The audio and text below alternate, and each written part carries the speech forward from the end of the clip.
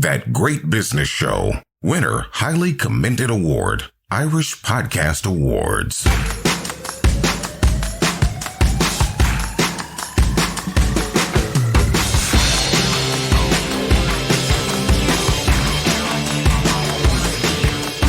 Welcome to episode 206 of That Great Business Show, where, quite simply, we do business differently. Don't believe us? Check out episode 195 for the Laugh Out Loud edition of what really happens in the world of work. With thanks to De Facto, we don't want you walking around with toilet paper stuck on your face or legs, and that's why we love De Facto shaving oil, the world's finest. It's made only from natural ingredients like sesame and lavender, and because of its exceptional viscosity, it means no more nicks when you shave. That means no more bloody toilet paper. Made in Ireland, sold worldwide, defactoshave.com. I'm Conor O'Donovan, Fáilteasteach. We're always on the hunt for great guests and great stories you won't find anywhere else. I got word very recently that a world-renowned person that I've wanted to have on the podcast since we started 4 years ago has said yes.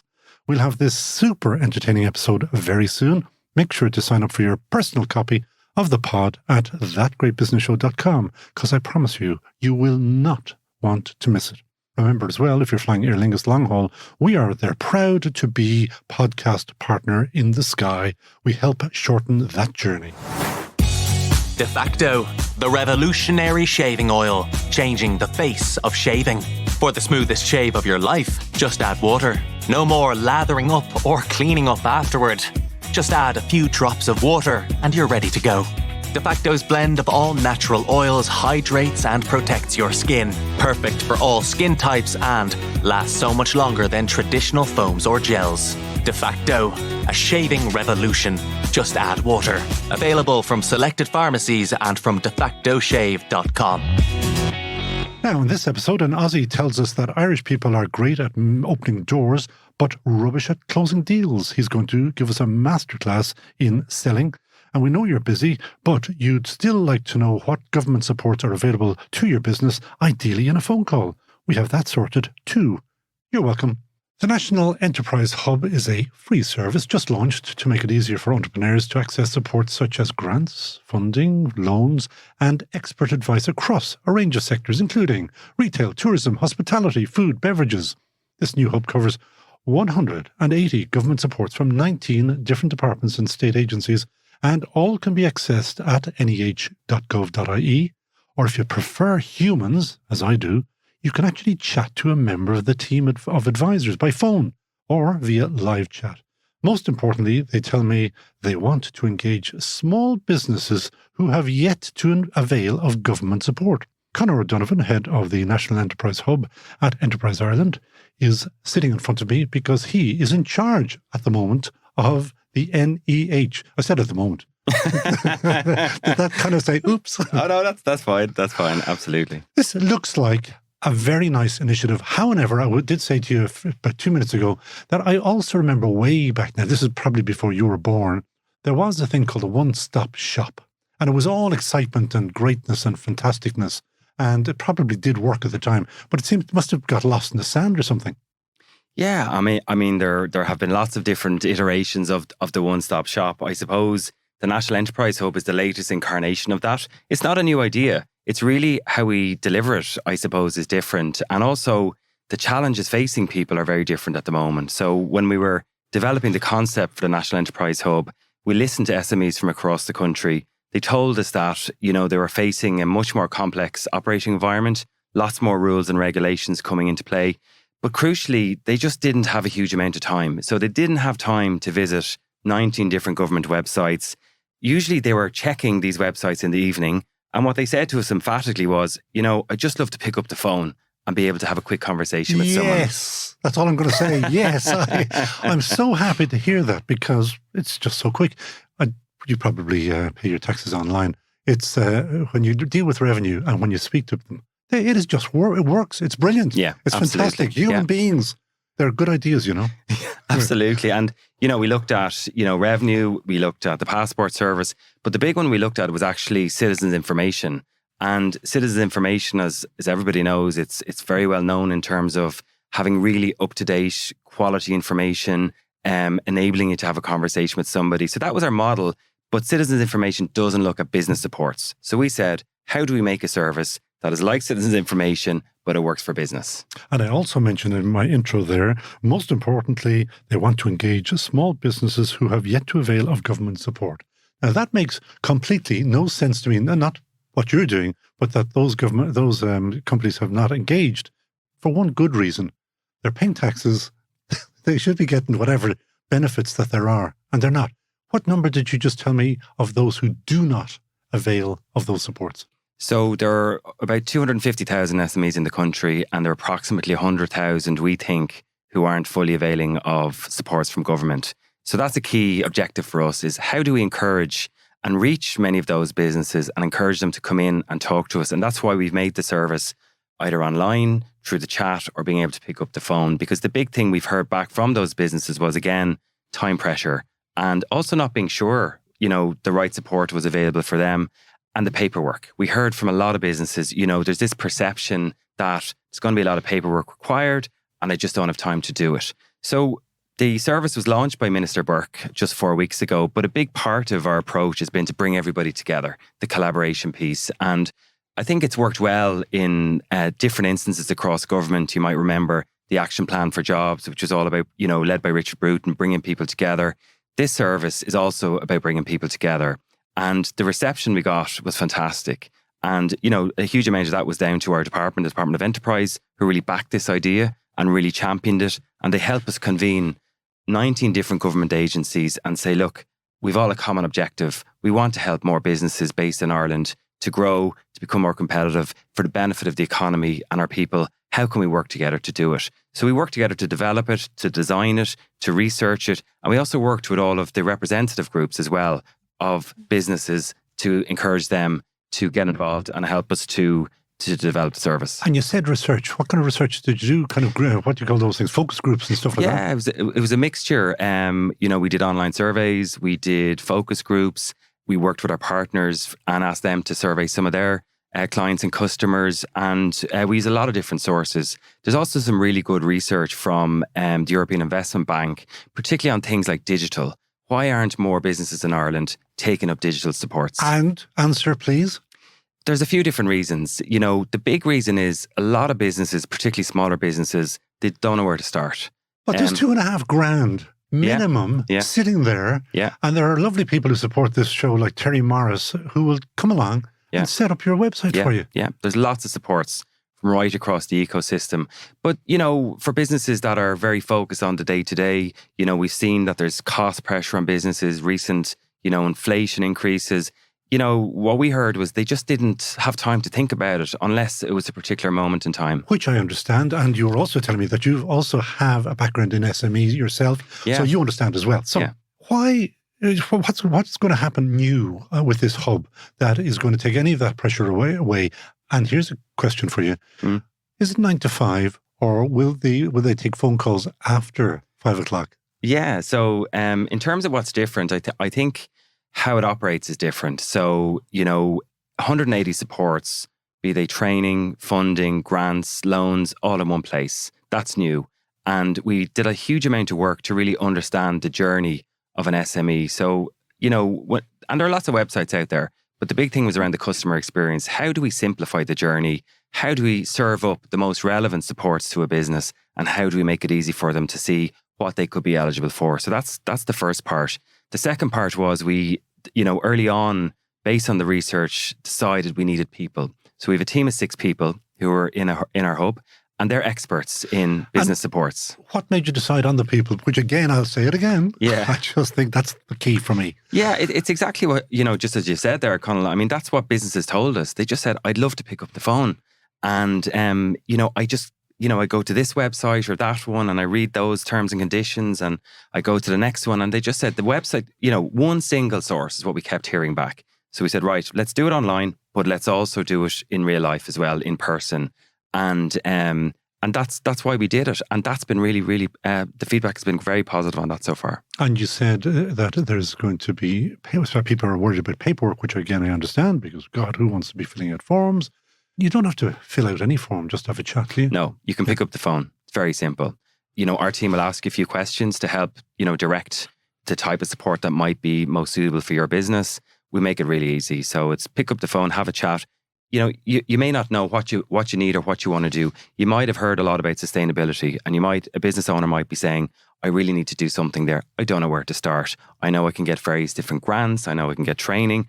What's the starting point? So for example, and this happens quite regularly, we'd have a business owner who just phone up and say, where do I start? And we might say, start with a voucher from your Leo. Do a 2-day free audit. Doesn't cost you anything, but it tells you what you need to know. Go through that because I love anything we on this show love anything that's free, because that's our favorite F word. So. Yeah, if you take sustainability, and what we're increasingly hearing is there's a number of new directives, including CSRD and others, which are coming into play for big companies. But actually, it's going to impact smaller companies as well, because the larger companies are going to be asking them for information to input into their own reporting requirements, because they're part of their supply chain. So what we said to businesses, obviously come onto the site, see what's available, what you're eligible for. But the starting point is an audit, and it's a free offer.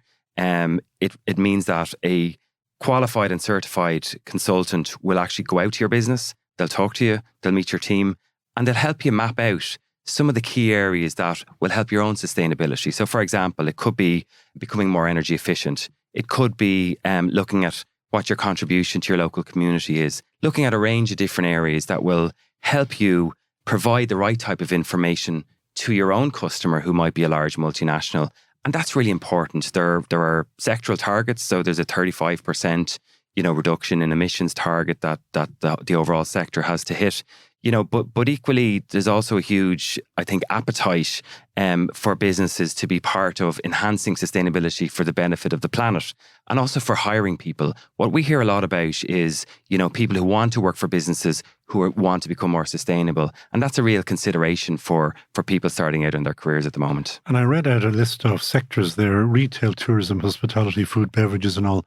What ones are not included? So we'll try to alleviate some of the issues or some of the pressure on the 6 people on that team. What do you not cover? So broadly speaking, any business can contact us, and we'll be able to direct them to what's available. Because anybody can go into a Leo, can't they? Yeah, because you start from the start. Absolutely. I'm scratching myself. I'm thinking about business. Yeah. They want to hear from you. They can, and that's often a very good starting point. So absolutely, we'd be encouraging people to do that. Within certain sectors, you'll have certain government agencies which will be more relevant. So in tourism and hospitality, obviously, organisations like Fáilte Ireland. I thought you were going to tell me some of them are better than us. Go on. Who's your fave? No. We're, in fairness, all of the different agencies and departments have come together. Conor is also head of comms, so he's well versed in this. But they've all come together. So, there's no specific sector that's not included, but there are obviously varying degrees of support depending on the type of sector. But give me some other little gems like that one about the sustainability audit. What else is out there that people are not using or should be using? Well, things like skills training. So there's a range of skills training from the likes of SkillNet, that we'd encourage businesses to look into, to see how they can upskill their teams.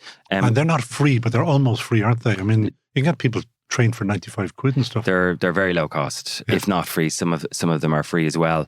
One of the programs Enterprise Ireland has been running is a Kickstarter workshop. So again, in that sort of area of sustainability and green, a business can go along, they can learn about what they need to know in half a day. So there are lots and lots of different organisations providing training, providing upskilling. You've obviously got other entities providing loans, others providing grants. But really, so microfinance is down there. They're friends of the house as well, yeah. Absolutely. And that's the beauty of this. It's bringing it all together, because then a business can look at what they need. And I like that. The whole principle of the National Enterprise Hub is it's based on the need of the business. We really intentionally designed this from an outside-in perspective.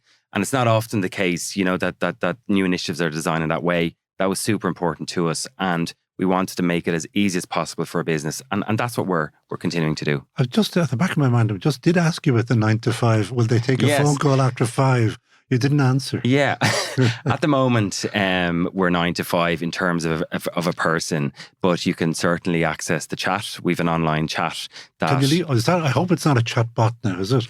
It's both. It's online chat and a chatbot, and that's just something that enables us to provide 24/7 information to businesses. If I leave a message, will they come back to me? Because I know that if you're a Gaelgore and if you go on to the revenue, they will come back to you. Absolutely. Any Gaelgores out there, great service, a personal service. We have our own personal Ross in a pocket. Yeah. The other one I was going to ask you, I've just forgotten now, but it doesn't matter because I have so many questions to ask you, is in this research that you're doing, and it's a constant thing that we keep telling people about, that $2,500 for the website. Did anybody ever say, I couldn't be bothered, or why do they not take 2,500 crinkly ones that they can just use immediately? Yeah, like there are lots of supports, and it's the same with the supports that don't have a cost associated. So if you take the green voucher, I mean, that's another one, and I think what does that do? That's the audit. So you do a green audit, and I think that it's really a number of factors, but it's also just trying to maybe help people take the first step. To sort of understand it's not a very long process. Because, we did hear, in the past that there were concerns about paperwork and the length of time it takes. And I think, all of the agencies have done a lot to improve that and to streamline that. And that is, you've just reminded me what I was going to ask you. We and I spend a lot of time trying to explain to people, you do give out public money. And therefore, that paperwork is essential.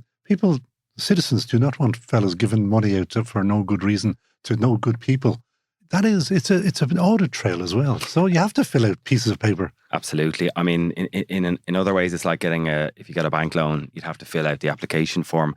I think though it's the turnaround time. And I think that's where, organizations such as Enterprise Ireland, the Leos and others have really focused in on.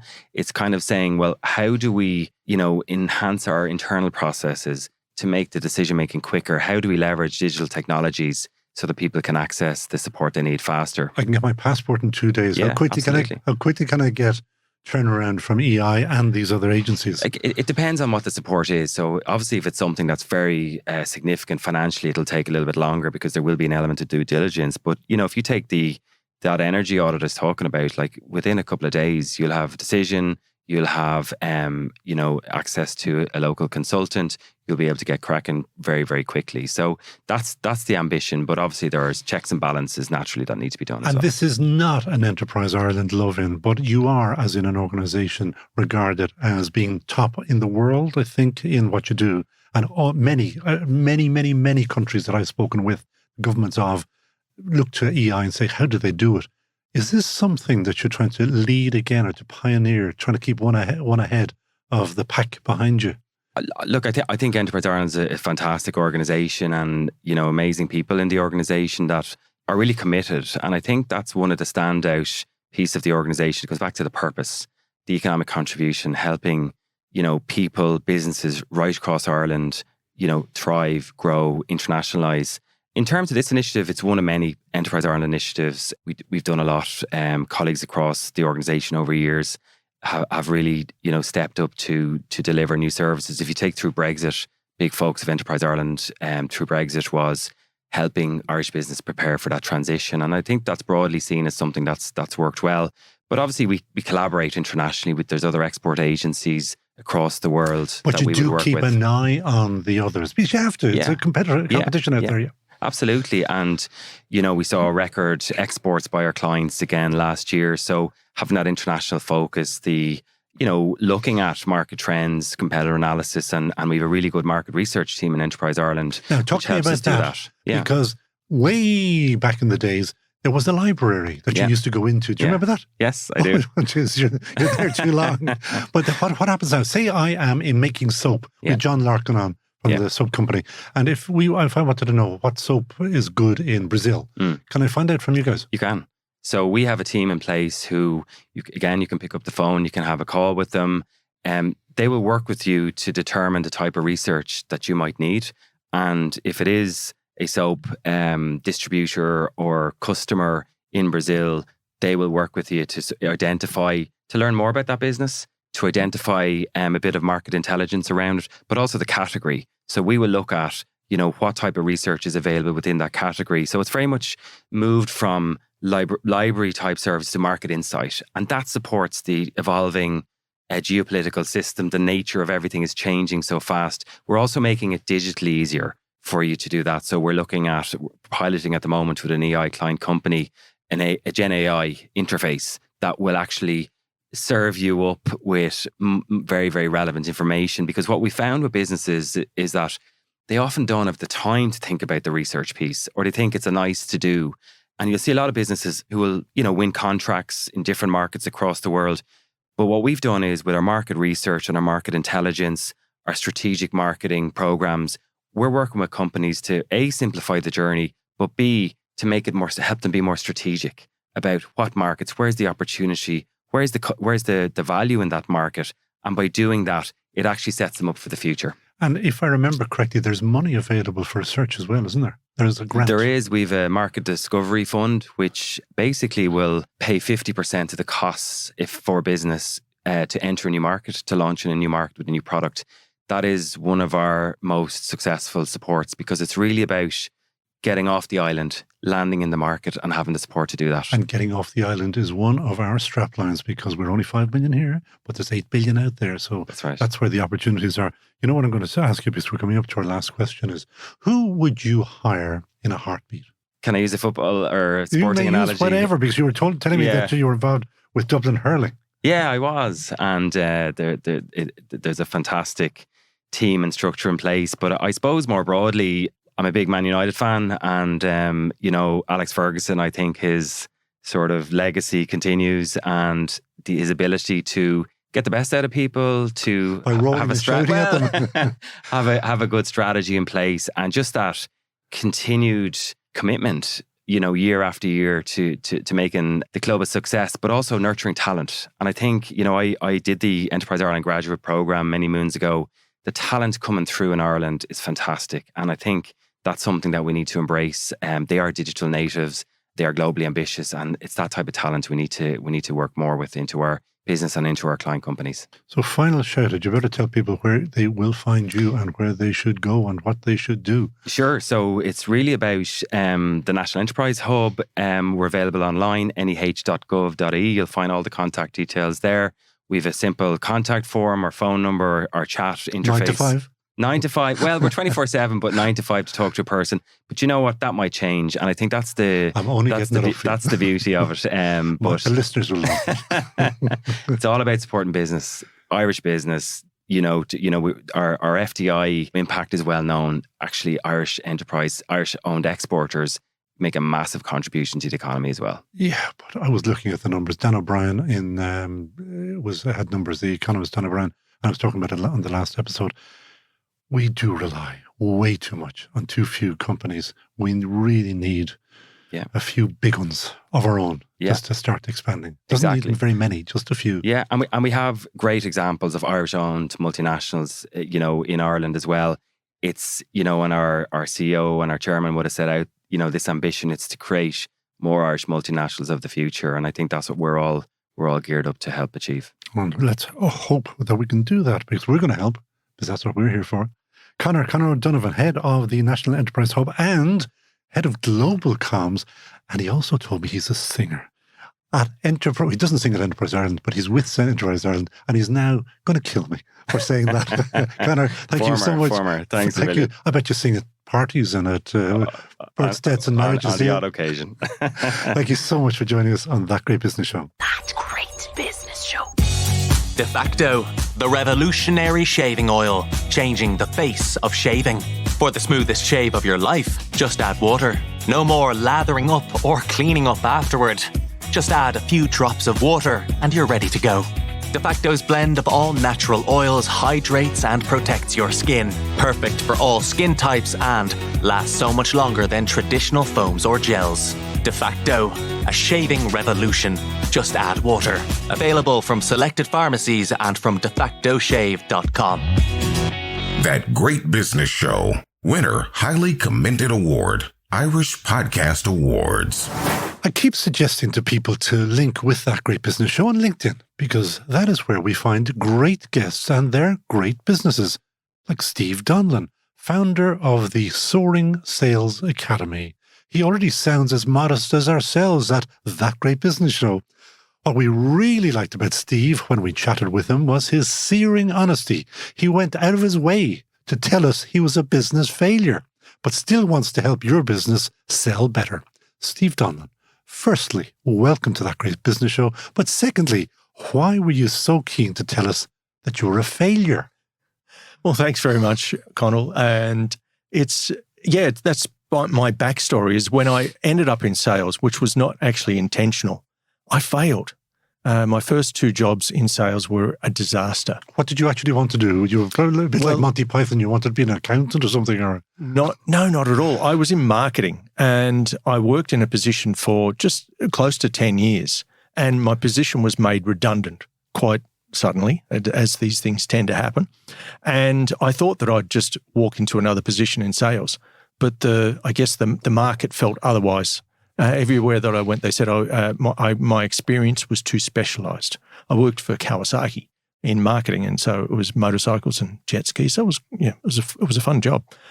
But you probably had to ride a Kawasaki motorbike to work, did you? I did. Yeah, I think that's what got me the job. In fact, and as everybody listening, he's saying he's Australian, isn't he? Yes, he is, and he is from Sydney, and therefore you probably went out on your little powerboat or whatever Kawasaki powered boat. Yeah, yes, that's right. Yeah. Okay, sorry, I just digressed there, because I do. So back to your failures. Yeah, and we celebrate failure. So, okay, I'm here to celebrate in that case.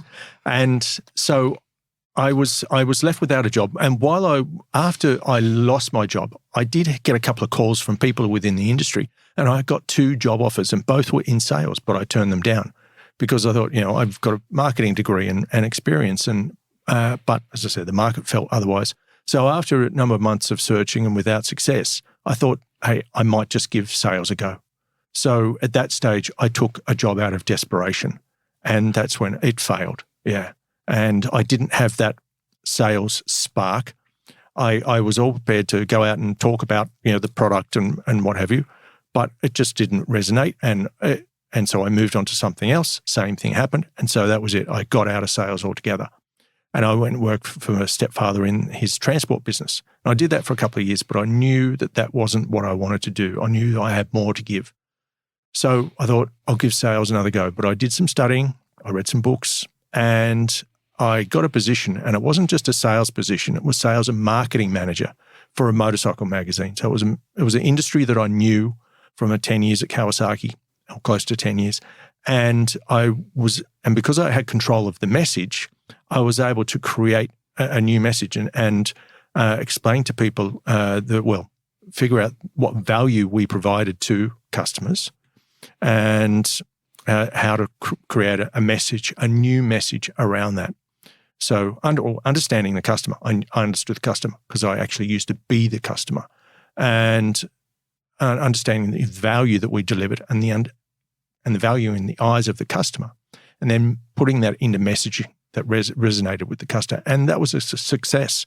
And I took the advertising sales for the magazine from $300,000 a year to over $1 million per annum. And I know that advertising selling in magazines, that is tough. Yeah. That's kind of pretty, bare knuckle stuff. Yeah, it's very competitive. And so I took the magazine from 5th place in the market to number 1 place in the market, and continued to grow it after that. And so I took that success and then moved to another company and expanded on that. And then we moved to Ireland, and I was able to do the same thing with sales in Ireland, initially for a publishing company, and then into sales positions in other areas. But yeah, using that experience, and I guess it was like I discovered a magic formula. And that is what we're here to hear about, because we want to know your magic formula. Because if people want to go and be taught by you, they will. But let's give them some freebies, give them some insights. All right. To sell. Now, first of all, I did say at the introduction that we're very good at opening doors in Ireland. Closing business deals, selling, real selling, not so good. Do you agree? Yes, and that's a common sort of problem that business owners, solopreneurs, who I predominantly work with, would tell me about is that problem, how do they transition from having a general conversation into talking about their product and making an offer and trying to, effectively ask for the sale? How do you do that? And so By asking. yes.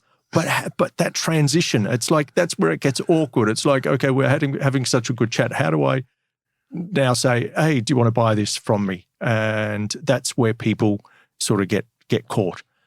And so, but yes, you're correct. Ask permission.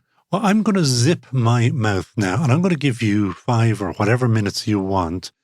Give me the class in 5 or 10 minutes. Just whatever you feel that people should do. But, give me the long version in 10 minutes. Okay. Well, I'll start by telling you the name of a program that I have. My program. It's called 90 Days to Soaring Sales. And in that program is 9 modules, and I take the customer from not having a strategy to developing a strategy that creates confidence in their sales approach. It gives them all the tools that they need to have the conversation, to make the transition from the general chit-chat to the close, or to introducing their solution, and then going through any objections and closing. And the outcome of that is that they have confidence that they can talk to anybody about their business and move that conversation in the right way so that they can have the conversation about how their product is going to make the customer's life better. Because that's what it's all about. How is your product or service going to make the customer's life better? Solving a problem. Yes. And so that's where I think a lot of business owners get caught up, is that they try to solve the problem first without understanding the customer's problems and what's going on for them. So how I go about that is we create a framework. We create effectively a sales strategy, bespoke for each customer, for each business situation. And all through the training, it's coaching them on how to position themselves as a solution, how to uncover their value, how to uncover the value in the customer's eyes, and then putting that in a way that's understandable to the customer, it's attractive to the customer. And when they have the conversation, it's more about having a conversation, not pushing, not telling the customer all about their product or their service up front. Hold off, wait, zip the lip. That's interesting, because that may be an Aussie and an Irish approach. But you try that in the States. We had a magnificent woman on back, probably half a year ago, called Mary Ann Pierce, about the New York Minute. My Jesus, if you do not do the business in 1 minute, you're out the door. They don't care. Yeah. Because if say you're wearing a pair of glasses, if you're selling glasses, and if they want them, they'll talk. If they don't, they say, thanks, no.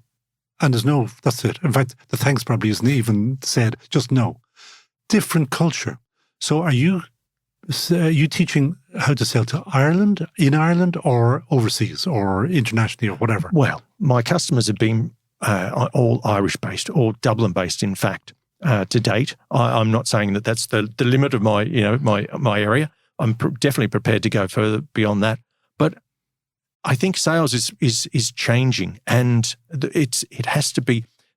People are more, I guess, aware of sales, and they don't want to be sold.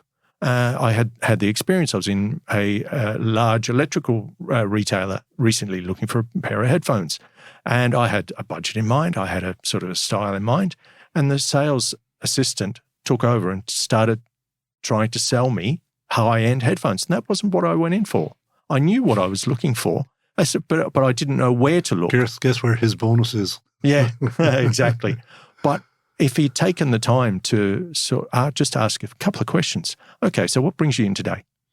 And did you have a budget in mind? What are you going to be doing when you're using the headphones? What sort of experience are you looking for? Okay, getting a bit of an understanding. And then he could have directed me to the right solution. And so that's how I teach sales as a solution. And the end goal of that is for my customers to be able to have a conversation in a way that they can understand what their customers are looking for and help them. It's so that they become a helper, not a seller. I haven't got a lie detector here with me, but I'm looking at you straight in the eye, and I want to give you to give me some case studies that sales with company X that you advise went from 1 to 10 or from 1,000 to 1,000,000 or whatever, and how it was achieved. You don't have to name them, but just case studies, please. Okay.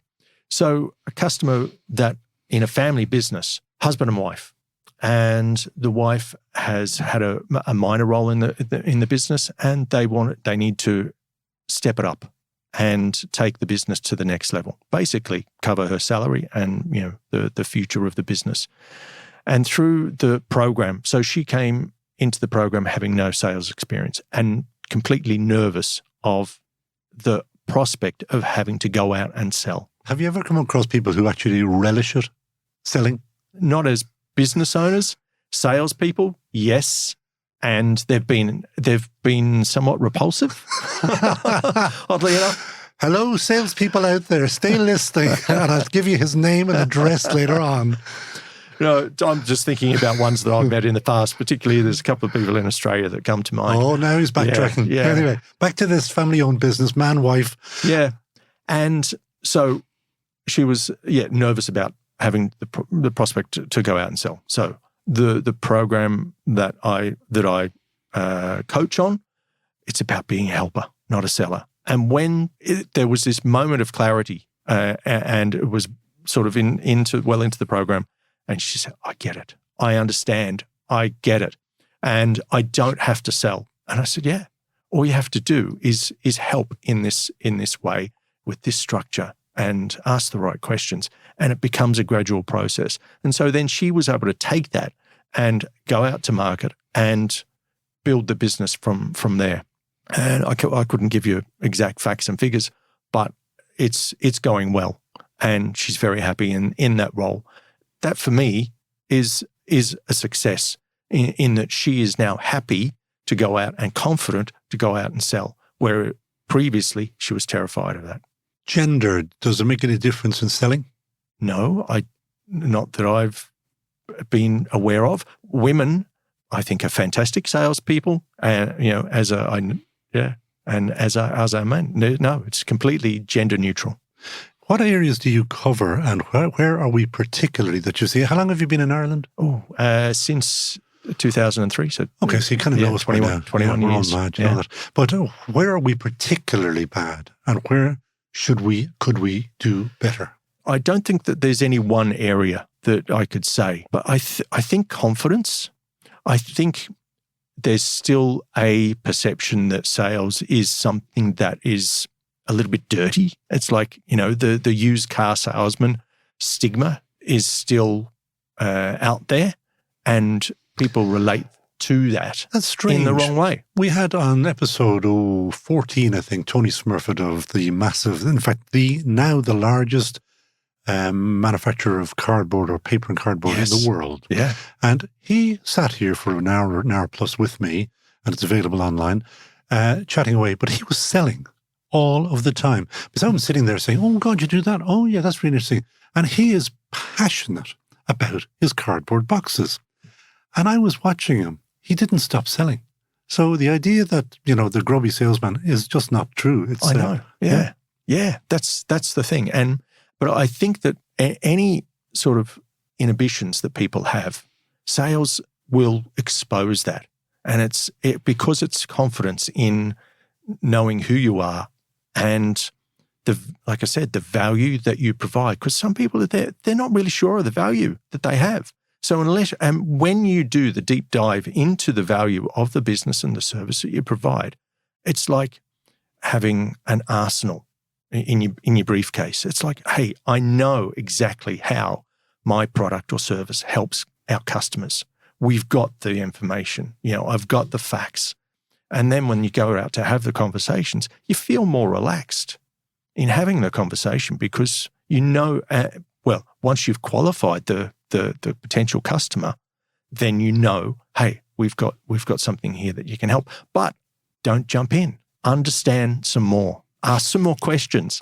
And that's interesting. Yeah, so don't try to fix it immediately. No. My inclination is always, "Oh God, I've got a great idea. No, I can do that."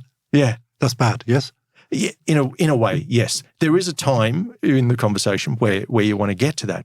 But first of all, take a step back, ask the right questions, uncover the pain that the customer has, and have a conversation. And sometimes you don't know where that's going to go. I've been in situations where have been in that situation where I've had a conversation with somebody and I've gone in without any preconceptions about I'm going to sell something here. I've actually gone in thinking, I don't think I've got a chance here, but hey, let's have a chat and see where it goes. And so I've had the conversation, asked what's going on in your business, what are your greatest challenges now, and the gentleman on the other side of the desk proceeded to tell me about a problem that actually related to the service that I was providing.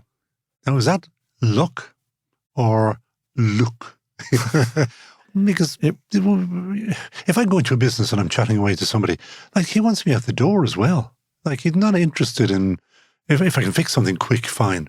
But if I'm taking the circuitous and nice route of your way of doing it, and where else could I help and what else and all, maybe you kind of bore them to death.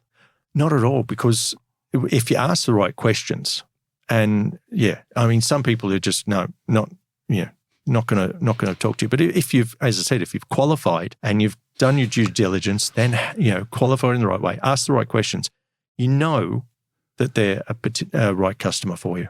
And you know that the one that everybody hates, I was a stockbroker and I hated doing this myself, the cold call. Yes. What do you tell people about the cold call? Or have you ever come across, and I can only assume that the person has psychological issues if they actually enjoy cold calling. Have you ever met a person who enjoys cold calling? Not personally. I have. I think I've ordered a book just recently about cold calling, and I'm working on a project at the moment for a customer where I'm putting together a cold calling workshop. Yeah. So it's. How do you do a cold call? How can you successfully, of course? So it's about small wins. It's about just initially not getting completely abused. Yeah, and there's no guarantee. But it's about small wins. So you break the conversation up into small pieces, and you work on getting to the next. What's your intro? Because when I see them coming up on my phone and they say hello, and I know immediately, like I don't know them, and I'm in battle mode. Oh yes, yeah, you get that, and some people that you're just never gonna win, and so it's about finding something you want to be quirky and irreverent and have something that's I guess a little bit unexpected. So it's very relevant to the market and to the product. So, but it's about getting that initial barrier, past that initial barrier. Burr. Hello, hi Steve, Conor here. You don't know me, but what would you say? Well, I got your number from so and so. That's a good start. I like that. Yeah. Yeah. So you've done a bit of digging. You've gone. Okay. And so, therefore, don't bother with what was the old phone book and just pick up a number. No, get some reference. Yes. Yes. All right. That's a tip. Good. So it's less cold, and even if you could be just making it up to begin with, or listen, I was on your website and I saw that this was happening, and so you've got some information about So President Higgins told me to ring you. Yeah. I saw that you had a podcast recently about a guy that could sell dinosaurs, and therefore I wanted to bring this information to your attention. Have you got a moment? Have you got a dinosaur? Yeah, that I can just ask you a question about this guy that sold dinosaurs. Episode 197 for those who want to know how to sell a dinosaur. Okay, that's nice. I like that, yeah? So keep going. So therefore, you've got my attention. Now, how do you stop from the click button going click? Yeah. So I've got my business, the Soaring Sales Academy. The program is 90 Days to Soaring Sales. But I think actually this might be a product that's relevant to you in your work, because you can introduce your service to new customers in a way that is going to expand your reach. It's going to grow your platform. And tell me, is it of interest to you to grow your platform further than where it is today. And of course, normally people are going to say, Yeah, of course it is. That's it. Okay. Okay, now you've got about 3 minutes to give me 3 top little nuggets, something that you never discuss with anybody, things that are so top secret in selling from your Sales Academy. Okay. From the Soaring Sales Academy. Soaring Sales Academy, yes. Together we'll set your sales soaring is the catch line, so I have to get that in. So people don't care about what you do. All they care about is how you can help them. And so that ties into what I was saying before, is that you don't tell them all about what you do, okay? You need to find out how you can help them. And that's when they become interested. That's one. That's one, okay. You've got 2 more. Yeah. This only proves we don't pre-record or don't do anything with this. This is live. This is live. Okay. And 95% of purchasing decisions are made by our subconscious. Okay, so What does that mean? So purchasing decisions are made broadly on feel, on how we feel about something. And then there's 2 parts to the brain. There's the old limbic brain, which is sometimes called the lizard brain. And then you've got the newer part of the brain, which is the neocortex. Now, if you want more on this, if you've heard of Simon Sinek, and we have often been asked to have him as a heart and a heartbeat. Yeah, yes, absolutely. And so his concept of the golden circle explains this. And it's not psychology, it's biology. It's how we are wired from a long time ago. So when, as I said, we make purchasing decisions broadly based on how we feel about something, and then we rationalize it with the newer part of the brain. And so when you're selling, you have to appeal to people's emotions. It's about how you make them feel. And I'm always telling people to be more emotional, get more emotion into your messaging and connect with people on an emotional level, because that's where sales are made. Fine little nugget, so before we have to wrap. Okay. So I've already touched on it, and it's something that I reinforce throughout the program. Be a helper, not a seller. And that's something that I live by. And that's why you're here. Yeah. And there is another question that I know I have prepared you for, and he's going for his notes, I think, is he? He is. Who would you, Steve Donnellan, of the Soaring Sales Academy, hire in a heartbeat? Okay. My hire is Philip McKernan. Who is Philip McKernan? Well, he's an author, he's a speaker, and he's a coach. He's a clarity coach, and he has a way of getting to the core of an issue, of somebody's, and I guess bringing out somebody's, I guess, their greatness, what really lies beneath and what's stopping them from achieving greatness. Because I think that everybody has something more to give, and that's why I'm doing what I'm doing, because I've found some clarity, I guess, through a long process, and I think that I'm here to help business owners become more confident and comfortable with sales. Quick question about the program that you're on. 90 days. Is it in person or is it on Zoom or is it on? It's delivered via pre-recorded videos and in person. So there's 9 modules, 9 videos, 9 one-to-one calls. And you don't have to answer this because we don't normally ask people this. Is it affordable? Do you want to give a price? I won't give a price because there's options. Okay. There's a number of different options. But are they on your website? No. It'll require a call. So my calendar is on my website, and people can book a call, and then we can talk, because it's not something that's going to be, I guess, applicable to every business. So we need to know what the circumstances are. But in terms of ROI, that's where it is, and that's ROI to some people is return on investment. Other people it's Republic of Ireland. Did you know that? Yeah. Every time I hear it, I think, which one is he on about? Yeah. Okay. And Philip McKernan is he Irish or is Yes, he's Irish. Yes. Yeah, okay. Yeah. Well, we might have to have Philip on the show. He'd be a good guest. Yeah. Okay. And Steve Donnellan. Anybody will find you at the Soaring Sales Academy. Or just Soaring Sales Academy. No, actually just soaringsales.com. SoaringSales.com. Nice name. I actually like that. And again, Steve contacted us through LinkedIn, and we were delighted to listen and to talk and have the chats with people.